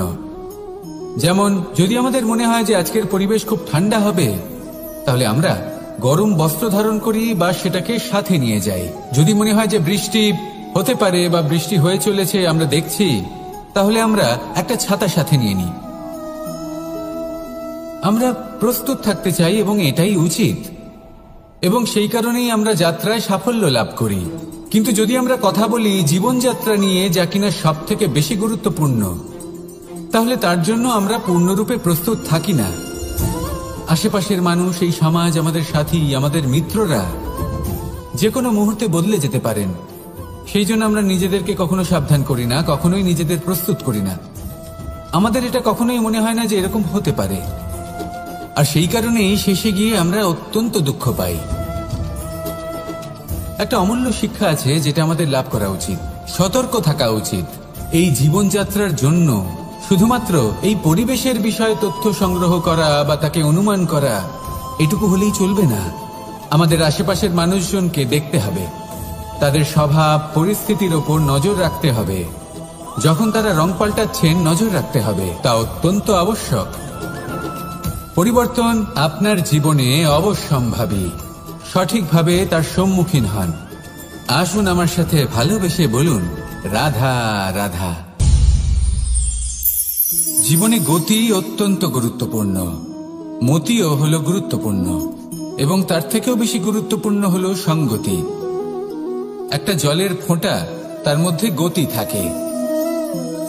প্রকৃতির মধ্যে তা লাভ করার ইচ্ছে নিহিত থাকে, কিন্তু এই যে সঙ্গতি, তা নির্ধারিত করে যে এই জলের ফোঁটা ঝিনুকের মুখে পড়ে মুক্ততে পরিণত হবে, নাকি বিষাক্ত সাপের মুখে পড়ে বিষে পরিণত হবে। এবার দেখুন, এই জঞ্জাল স্বর্ণকারের দোকানের সামনেও থাকে, এবং জঞ্জাল একজন ব্যবসাদারের দোকানেও থাকে। কিন্তু জঞ্জাল যা স্বর্ণকারের দোকানে থাকে, তা ব্যবসাদারের দোকানের জঞ্জালের থেকে অনেক বেশি মূল্যবান, কারণ তার মধ্যে সোনার কণার সঙ্গতি থাকে। সেই জন্য জীবনে সঙ্গতির উপর বিশেষ গুরুত্ব দেবেন। যেমন সঙ্গতি, তেমনই আপনি হবেন। আসুন আমার সাথে ভালোবেসে বলুন, রাধা রাধা। মানুষের জীবনে তিনটি গুণ অত্যন্ত প্রয়োজনীয়: শ্রদ্ধা, বিনম্রতা, যোগ্যতা। যদি জ্ঞান লাভ করতে চান, তাহলে শ্রদ্ধার প্রয়োজন।